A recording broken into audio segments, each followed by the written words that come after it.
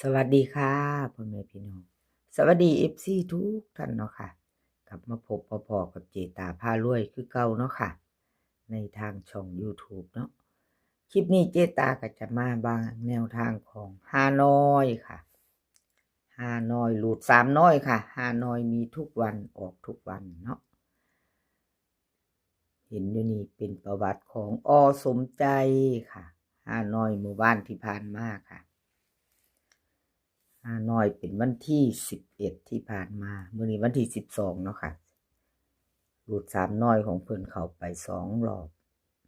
รอบพิเศษค่ะรอบพิเศษ066ของเพิ่นเข้าไป66บนเนาะ2ตัวล่าง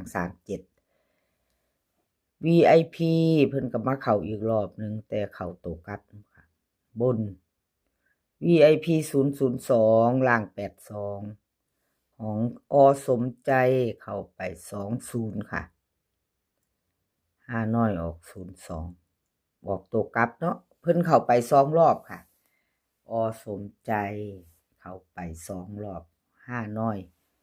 วันที่11เนาะสมใจมาตามต่อมื้อนี้วันที่12ค่ะกราบขอบคุณสมใจค่ะที่ให้แนวทางมาวางทางช่องของเจตาเนาะค่ะกราบขอบพระคุณหลายๆเอามาตามต่อมื้อนี้ไผจะหลุด3น้อยกับสมใจเตรียมแคปหน้าจอเนาะค่ะเตรียมแคปหน้าจอไปไว้ลุ้นมื้อแลง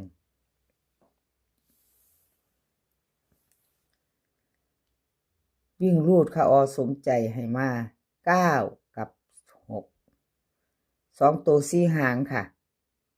9 8 9 7 6 4 6 3เบิ้ล9 9 6 6 3ตัว3หางค่ะ3ตัว3หาง9 6 4 6 9 7 6 6 3วิ่งรูดเด่นทอกันค่ะเด่น9กับ6 2ตัว2หาง9 7 6 4วงกลมให้2หางเน้น3ตัวหางเดียวค่ะ6 9 7แคปหน้าจอค่ะใครจะแคปใครจะโตกับสมใจเนาะค่ะแคปหน้าจอต่อมือแรงรูด3น้อยเนาะค่ะรูด3น้อยรอบแรกรอบพิเศษ5โมงครึ่งค่ะ5โมงครึ่งรอบปกติ6โมงครึ่งรอบ VIP 1ทุ่มครึ่งค่ะฮานอยมีทุกวันไปต่อค่ะเจตาพารวยของเจตาหลุดไปค่ะพี่น้องของเจตาหลุดไปกับขอโทษขออภัย FC เนาะค่ะ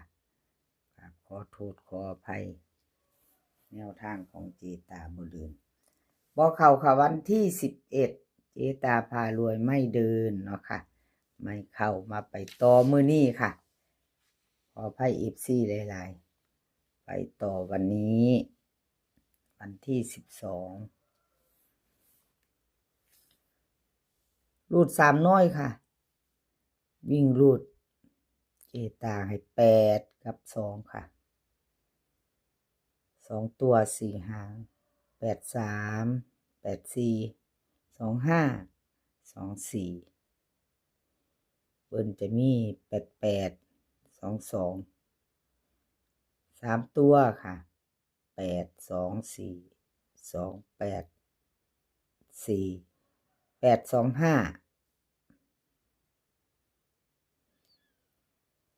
วิ่งรูด8กับ2เด่นทอกันค่ะวงกลมเจตาให้2ตัวเท่ากันเน้น8 3 2 4เน้น3ตัวค่ะ3ตัว1หางเน้นให้หางเดียวค่ะ8 2 4ใคร จะไปต่อกับเจตามื้อแลงพี่น้องเลขทุกตัวเอามาวางเพื่อเป็นแนวทางค่ะโปรดใช้วิจารณญาณในการรับชมเป็นอย่างสูงเป็นเพียงแนวทางเนาะค่ะชอบก็จัดขัดก็ผ่านค่ะถ้าชอบก็แคปหน้าจอเอาไปพิจารณาไว้เนาะค่ะพี่น้องพิจารณาแคปไว้แล้วก็ไปลุ้นมือแรงเบิ่งซ่อมๆไว้เนาะเจ๊ปากแดงค่ะเจ๊ปากแดงก็หลุดไปเนาะค่ะวันที่11วันที่11หลุดไปกับขอโทษขออภัย FC แท่นเจ๊ปากแดงค่ะขออภัยแท่นเพิ่นหลายๆที่แนวทางหลุดไปเนาะเจ๊ปากแดงมาไปต่อไปใหม่ค่ะมือนี้กับเพิ่นเจ๊ปากแดงไปใหม่ไปต่อเจ๊ปากแดงรูด3น้อยวิ่งรูดค่ะ7กับ5 2ตัว2หางค่ะ78 79 53 52เบิ้ล77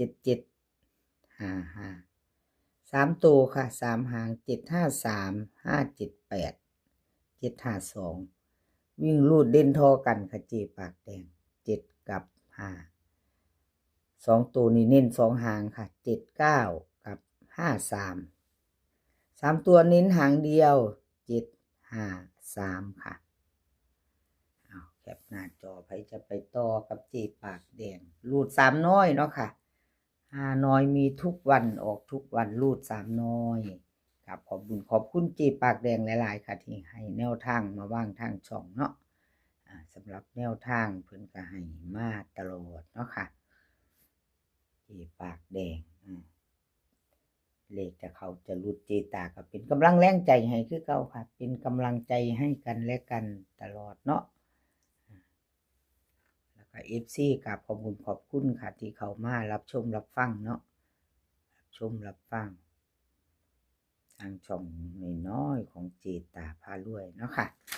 เอาต่อไปค่ะต่อไป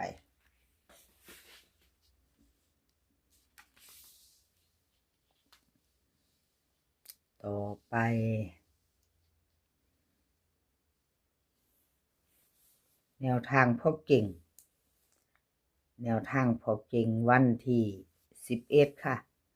วันที่11ที่ผ่านมารุดไปเนาะค่ะกับขอโทษขออภัยแทนแนวทางพ่อเก่งค่ะแนวทางเพิ่นรุดไปกับขออภัยหลายๆมาไปต่อไปใหม่รุ่นใหม่ค่ะไปต่อกับขอบคุณแนวทางพ่อเก่งหลายๆค่ะที่ให้มาว่างทางช่องของเจตาเนาะสำหรับแนวทางเพิ่นให้มากับขอบคุณหลาย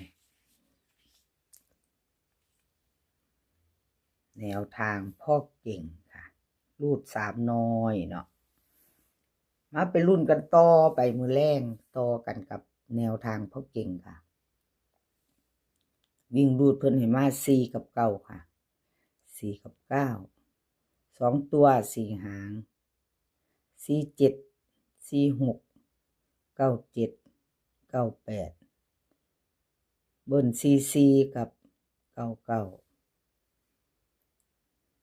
3ตัวค่ะ498 946 997วิ่งรูด4กับ9เด่นทอกันค่ะเด่นทอกัน4กับ9 2ตัวเน้น2หางค่ะ2ตัวเน้น2หาง46กับ98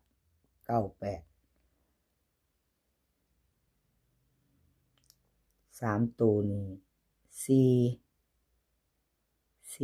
498ค่ะ498ใครจะตามต่อกับแนวทางพ่อกิ่งเนาะค่ะรูด3น้อยต่างแรงครับขอบคุณ FC ทุกท่านค่ะที่เข้ามาติดตามรับชมรับฟังทางช่องของเจตาเนาะคลิปนี้ก็ขอให้พี่น้องโชคดีกับรูด3น้อยมือแรงค่ะรอบพิเศษปกติ VIP ขอพี่น้องโชคดีมื้อนี้ขอให้มีความสุขสุขภาพร่างกายแข็งแรงกันทุกคนค่ะเดินทางไปไสก็ขอให้ปลอดภัย เดินทางไปขอให้มีโชคกลับมาขอให้มีชัยคลิปหน้าพ่อกันใหม่ค่ะ คลิปนี้ก็สวัสดีค่ะ